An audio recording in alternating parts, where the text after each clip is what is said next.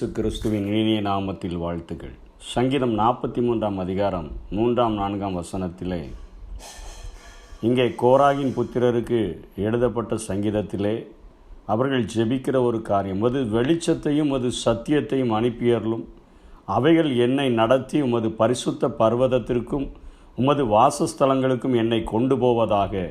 அப்பொழுது நான் தேவனுடைய பீடத்தண்டைக்கும் எனக்கு ஆனந்த மகிழ்ச்சியாக இருக்கிற தேவனிடத்திற்கும் பிரவேசிப்பேன். என் தேவனே, உம்மை சுரமண்டலத்தால் துதிப்பேன் என்று சொல்லி இங்கே அவர்கள் ஜெபிக்கிறதாக ஒரு காரியத்தை பார்க்கிறோம். எப்படி யோபு, ஆண்டவரே, தேவன் மேலேயும் என் மேலேயும் கைகளை வைக்கத்தக்கதாக ஒரு மத்தியஸ்தர் வேண்டும் என்று சொல்லி ஜெபித்தாரோ, அதே போல் இவர்களுடைய வாழ்க்கையிலே இவர்கள் உமது வெளிச்சத்தையும் உமது சத்தியத்தையும் அனுப்பியர்களும் என்று ஜெபிக்கிறதாக இங்கே நாம் பார்க்கிறோம்.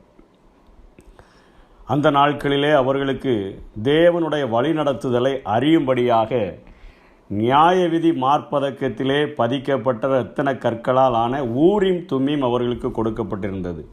அவர்கள் தேவனுடைய சித்தத்தை அறிந்து கொள்கிறதற்காக அவைகளை பயன்படுத்தி கொண்டிருந்த போதிலும், அந்த ஒளி வீசுகிற கற்களை அவர்கள் பயன்படுத்தி கொண்டிருந்த போதிலும், அதை அணிந்திருந்த ஆசாரியன் தேவனுடைய பிரசன்னம் அவன் மேலே வந்து இறங்கும் பொழுது அந்த ஊரின் தும்மியினுடைய அந்த காரியங்களை அவன் அறிந்தவனாக தேவனுடைய திட்டத்தை தெளிவாக அறிவிக்கக்கூடியவனாக இருந்தான். அதை அனுபவித்து வந்த அந்த ஜனங்களுக்குள்ளாக ஒரு வாஞ்சை, ஒரு தாகம் பெருகுகிறது. ஆண்டவரே, எங்களை வழிநடத்துகிறதற்கு உம்முடைய வெளிச்சம் வேண்டும், உம்முடைய சத்தியம் வேண்டும் என்று சொல்லி இன்றைக்கு பாவ இருளில் கிடக்கிற மக்கள் அவர்கள் பரலோகம் செல்ல வழிநடத்த இன்றைக்கு மதத்தை நம்பி, தத்துவங்களை நம்பி, ஆச்சாரங்களை நம்பி ஏமாந்து நிற்கிற அந்த நேரத்திலே, அனைத்தும் தங்களுடைய தோல்வியை ஒத்துக்கொண்ட அந்த நேரத்திலே மனித உருவம் எடுத்து இந்த உலகிலே உழவ வந்ததான அந்த இயேசு கிறிஸ்துவை குறித்து யோவான் சொல்லிக் கொடுக்கிறதை பார்க்கிறோம். ஊரிம் தும்மீம் என்றால் அவைகள் வெளிச்சங்களும் உத்தமங்களும் அல்லது சம்பூர்ணங்களும் என்று குறிப்பிடப்படுகிறது. இவர்கள் அதன் அர்த்தத்திலேயே ஜெபிக்கிறார்கள், வெளிச்சத்தையும் சத்தியத்தையும் எங்களுக்கு அனுப்பியறலும். இது போதாத ஆண்டவரே, இதற்கு மேலாக நாங்கள் கற்றுக்கொள்ள விரும்புகிறோம், நாங்கள் பரலோகம் வந்து அடைய வேண்டுமே, உம்முடைய சன்னிதானம் வந்து அடைய வேண்டுமே. அவர்கள் ஜெபிக்கிறது அதை தான் ஜெபிக்கிறார்கள். தேவனுடைய பீடத்தண்டைக்கும் எனக்கு ஆனந்த மகிழ்ச்சியாக இருக்கிற தேவனிடத்திற்கும் பிரவேசிப்பேன். அப்படிப்பட்ட ஒரு ஆசீர்வாதத்தை நாங்கள் பெற்றுக்கொள்கிறதற்கு உம்முடைய வெளிச்சம் எங்களுக்கு தேவை, உம்முடைய சத்தியம் எங்களுக்கு தேவை என்று சொல்லி அவர்கள் ஜெபித்ததினுடைய விளைவாக யோவான் எழுதின சுவிசேஷம் 1 அதிகாரம் 4 வசனம் 5 வசனத்துக்குள்ளாக வசனத்திலே சொல்லப்படுகிறது. அவருக்குள் ஜீவன் இருந்தது, அந்த ஜீவன் மனுஷருக்கு ஒளியாய் இருந்தது, அந்த ஒளி இருளில் பிரகாசிக்கிறது, இருளானது அதை பற்றி கொள்ளவில்லை என்று சொல்லப்படுகிறது. அவருக்குள் ஜீவன் இருந்தது, இயேசு கிறிஸ்துவை குறித்து சொல்லப்படுகிறது. அந்த ஜீவன் மனுஷருக்கு ஒளியாய் இருந்த வெளிச்சத்தை கேட்கிறார்கள்.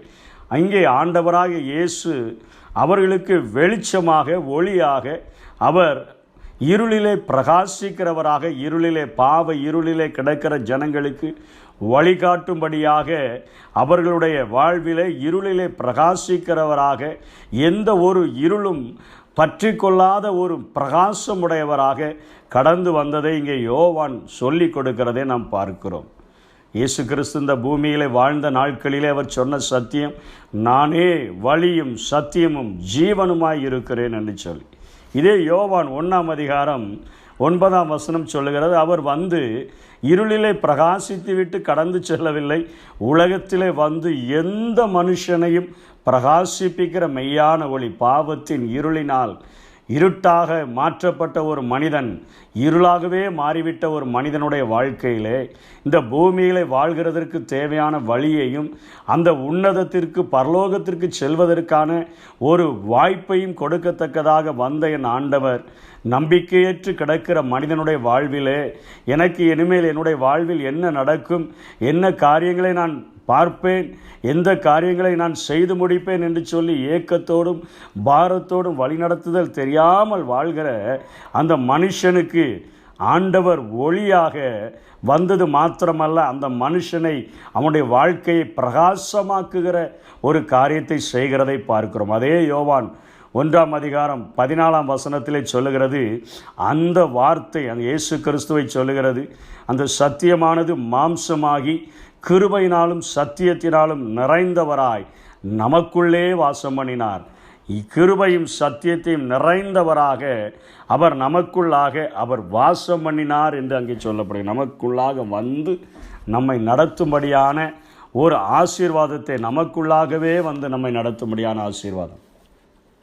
தேவன் பரலோகத்தில் இருக்கிறார் என்று சொன்னால் நாம் ஒருவேளை சொல்லிவிடுவோம், நீர் பாவமில்லாத இடத்தில் இருக்கிறபடியினாலே நீர் பரிசுத்தராய் இருக்கிறீர்கள் என்று சொல்லிவிடுவோம். நாங்கள் பாவ உலகில் வாழ்கிறபடியினாலே எங்களால் எப்படி பரிசுத்தமாய் வாழ முடியும் என்று கேட்கிற மனிதர்கள் உண்டு. இயேசு கிறிஸ்து இந்த பூமியில் வந்தபொழுது அவரும் பிரசங்கித்தார், பரிசுத்தமாய் இருங்கள் என்று சொல்லி. அவர் ஒரு ஜெபத்தையும் செய்தார், என்னை மற்றவர்கள் பரிசுத்தமாவதற்கு என்னை நானே பரிசுத்தமாக்குகிறேன் என்றும் ஜெபித்தாள். அவரையும் நாம் சொல்லிவிடுவோம், நீர் தேவனுடைய குமாரனாக இறங்கி வந்தபடியினாலே நீர் பாவமில்லாத ஒரு வாழ்க்கை இந்த பூமியில் வாழ முடிகிறது என்று சொல்லிவிடுவோம்.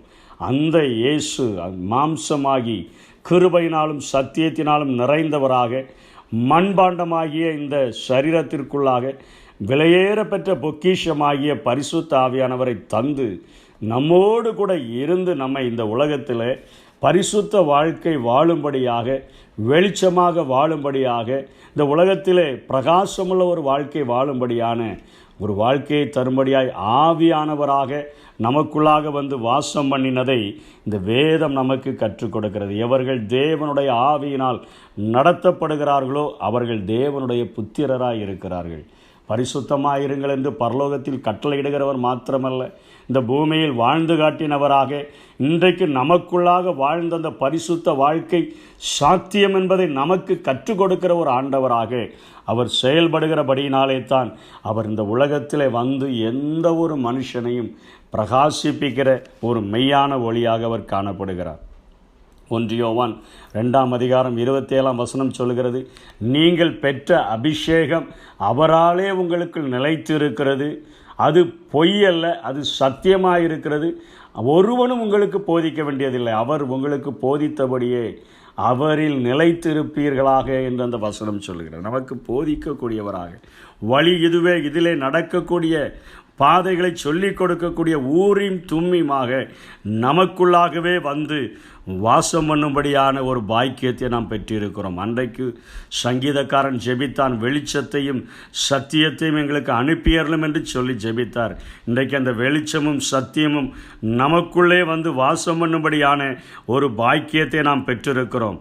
நமது பாவத்து நிமித்தம் தேவ கோபாக்கினையிலே அழிக்கப்பட்டவராக, சிதைக்கப்பட்டவராக மாற்றப்பட்ட சமாதானக்காரனராகிய கிறிஸ்து, அவரை இன்றும் நாம் எவரும் அவரது சிலுவை மரணமாம் அந்த பலிபீடத்தை கண்டு தியானிக்காமல் கடந்து செல்லவே முடியாது. அந்த பலிபீடத்தண்டைக்கும் அவர் நிமித்தமாக, பலிபீடத்தை தியானிப்பது நிமித்தமாக, அதில் சிந்தப்பட்ட இரத்தத்தினால் என் பாவங்கள் கழுவப்படுவது நிமித்தமாக தேவனிடத்தில் சேருகிற ஒரு பாக்கியத்தையும் நான் பெறுகிறேன். எவர்களுடைய அக்கிரமங்கள் மன்னிக்கப்பட்டதோ, எவர்களுடைய பாவங்கள் மூடப்பட்டதோ அவன் பாக்கியவான். எவனுடைய அக்கிரமத்தை கர்த்தர் எண்ணாதிருக்கிறாரோ, எவனுடைய ஆவியில் கபடமில்லாமல் இருக்கிறதோ அவன் பாக்கியவான் என்று சொல்லி வாழ்கிற ஒரு பாக்கியமுள்ள வாழ்க்கையை தந்தபடியினால் இங்கே சங்கீதக்காரனும் சொல்லுகிறார், சுரமண்டலத்தால் 10 நரம்பு வீணையுள்ள அந்த கீத வாத்தியத்தினால் நான் உம்மை துதிப்பேன் என்று சொல்லுகிறார். இன்றைக்கு நமக்கு 10 நரம்புகளாக நம்முடைய கரங்களை தந்திருக்கிறபடினாலே அவரை கைத்தட்டி நாம் அவரை வாழ்த்தும்படியாய் அழைக்கப்பட்டிருக்கிறோம். கடைசியாக ஒரு வசனம் அப்போஸ்தலர் 4:12 சொல்லுகிறது, முழு உலகத்தினுடைய ஜீவனுக்கும் வழிகாட்டியாக எது செயல்படுகிறது என்பதை அந்த வசனம் குறிப்பிடுகிறது. அவராலே அன்றி, இயேசுவாலே அன்றி வேறொருவராலும் ரட்சிப்பு இல்லை. நாம் ரட்சிக்கப்படும்படிக்கு வானத்தின் கீழங்கும் மனுஷருக்குள்ளே அவருடைய நாமமே அல்லாமல் வேறொரு நாமம் கட்டளையிடப்படவும் இல்லை என்று சொல்லி அங்கே பேதுரு ஜனங்களுக்கு போதிக்கிறதை பார்க்கிறோம். இந்த உலகத்தில் இயேசு கிறிஸ்துவினுடைய நாமமே நம்முடைய பாவங்கள் எல்லாவற்றையும் நம்பி அவரிடத்தில் வரும்பொழுது அந்த கல்வாரி சிலுவையில் சிந்தப்பட்ட இரத்தம் நம்மை கழுவி சுத்திகரிப்பது மாத்திரமல்ல, தேவனோடு கூட சேர்ந்து வாழ்கிற ஒரு பாக்கியமுள்ள வாழ்க்கை இந்த பூமியிலும் நமக்கு தந்து அந்த விண்ணுலக வாழ்விற்கும் அந்த பரலோக வாழ்விற்கும் தகுதி உள்ளவர்களாய் நம்மை மாற்றக்கூடியதாய் இருக்கிறது. அன்றைக்கு ஜெபித்த ஜெபம் இன்றைக்கு வீணாய் போகவில்லை. வெளிச்சத்தையும் சத்தியத்தையும் அனுப்பியருளும் என்று ஜெபித்தார்கள். 2021 ஆண்டுகளுக்கு முன்பாக இந்த பூமியில் வந்த என் இயேசு கிறிஸ்து வெளிச்சமாக சத்தியமாக நானே வழியும் சத்தியமும் ஜீவனுமாய் இருக்கிறேன் என்று வெளிப்படுத்தின அந்த இயேசுவினுடைய நாமத்தை நம்பி அந்த நாமத்தை நோக்கி கூப்பிட்டு அவரிடத்தில் நாம் கிட்டி சேர்ந்தோம் என்று சொன்னார். நம்முடைய வாழ்வினுடைய இருளை மாற்றி நம்முடைய வாழ்விலே வழிநடத்துதலை தந்து நம்மையும் வெளிச்சமாக மாற்றி இந்த பூமியிலும் ஆசீர்வாதமான வாழ்வை தந்து அந்த பரலோக வாழ்விற்கு நம்மை அவர் வழிநடத்தி செல்வார். அப்படிப்பட்ட கிருபைகளை தேவன் தாமே நமக்கு தந்தருள்வாராக. ஆமென். நானே வழி, நானே சத்தியம், நானே ஜீவன் மகனே, உனக்கு நானே வழி, நானே சத்தியம், நானே ஜீவன் மகளே. என்னால் அன்றி உனக்கு விடுதலை இல்லை, என்னால் அன்றி உனக்கு நிம்மதி இல்லை, என்னால்